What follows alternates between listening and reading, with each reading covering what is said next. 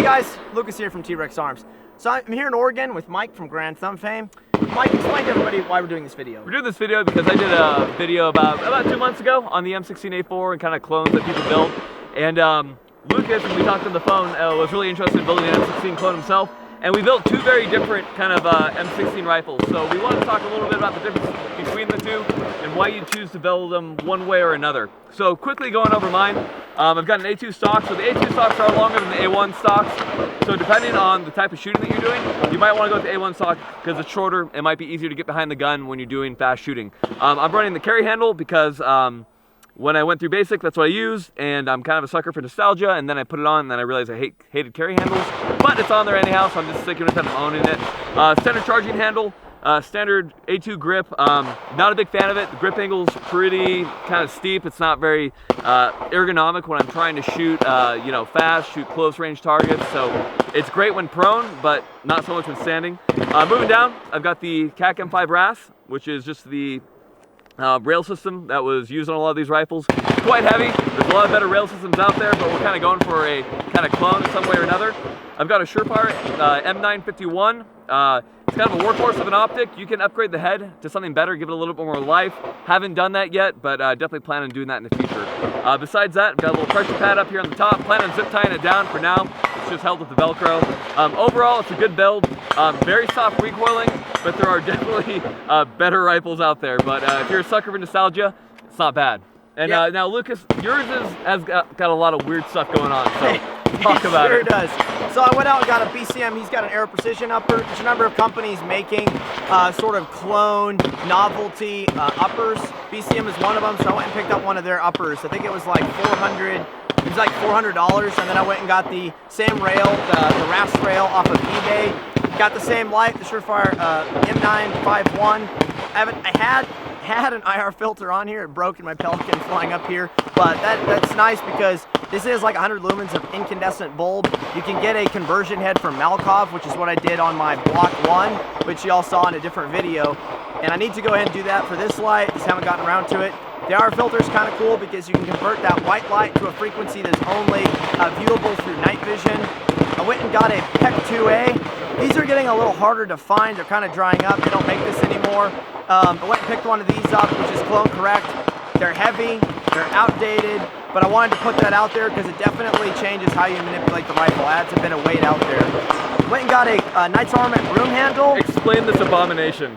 Yeah, so these are extremely long because they're originally made for guys to grip it like a, traditional foregrip, but I'm not into that because I prefer shooting my rifles with a little more stability and control. I'm not arguing that, I'm just saying it's an abomination. Yeah, sure, whatever.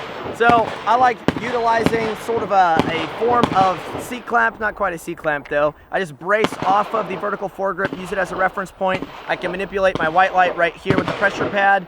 And I didn't like all the extra length. It's annoying, particularly when you transition, it can hit your leg, other things like that. So, took a sawed it in half.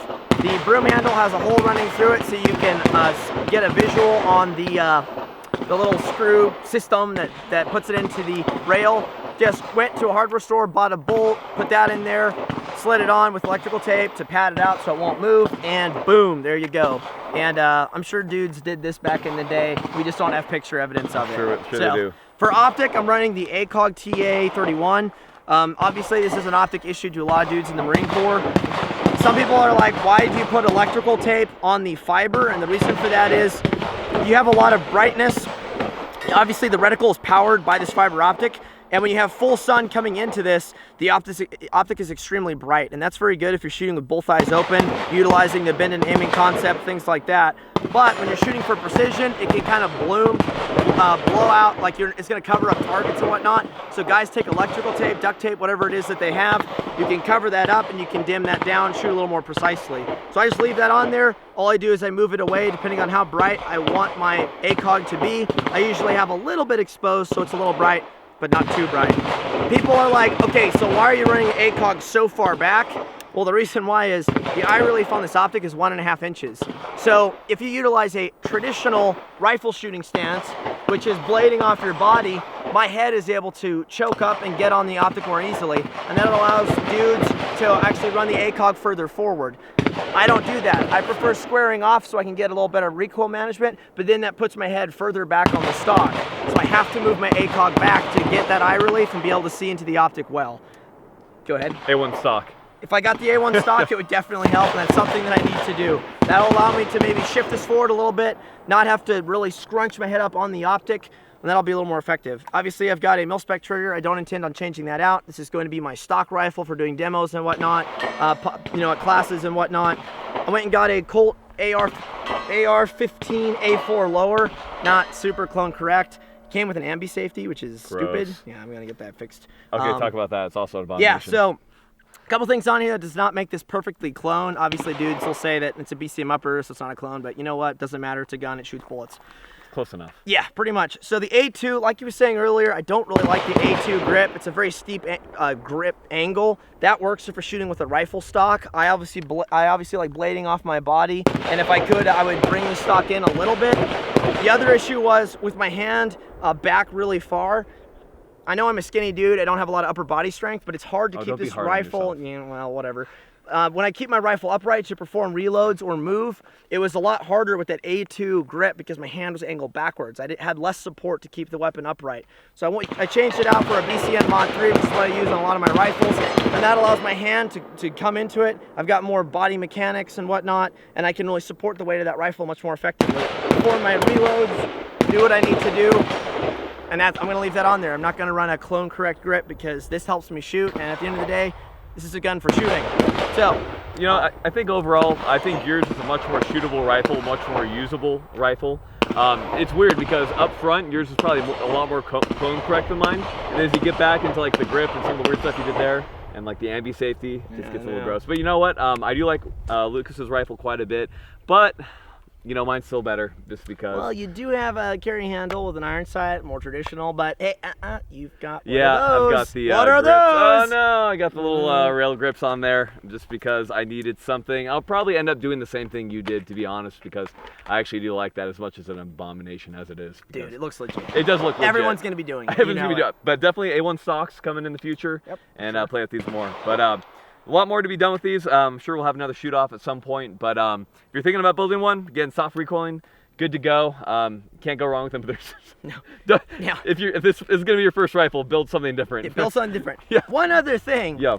The M16 with the buffer tube springs a lot, and that's due to just the stock being hollow, I guess. But I'll probably change that out to the captured. Yeah. Just so I eliminate some of that noise. Then again, this drill that we shot, I really didn't. I didn't notice it because I was thinking about the objective, adrenaline, whatever. You know, I've always heard that sproing, even going through like really used ones, and some guys are like, "Oh, you need to oil the spring more."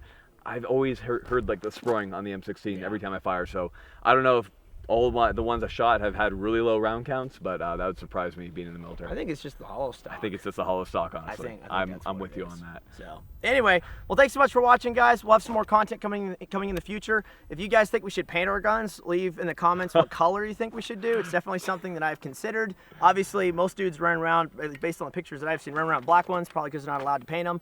But I'm a civilian. I can do whatever I want to this gun. I kind of want to paint it up. This is America. So it is America, and you can paint yours too. I'm gonna paint mine. Okay, I'm thinking desert camo, tiger stripes, maybe red, tiger stripes, blue, something like red, that. blue. So thanks so much for watching. Go subscribe to Mike at Garand Thumb. He's got some really good videos, a lot of good content, does a lot of gear reviews and whatnot, and we'll be doing more stuff in the future. And if you guys have suggestions on what we should do videos on, let us know. We'll be getting together soon, and we'll bring our camera guy out, and we'll get on the range, shoot some guns, talk about some gear. So thanks so much for watching. Train hard, be safe.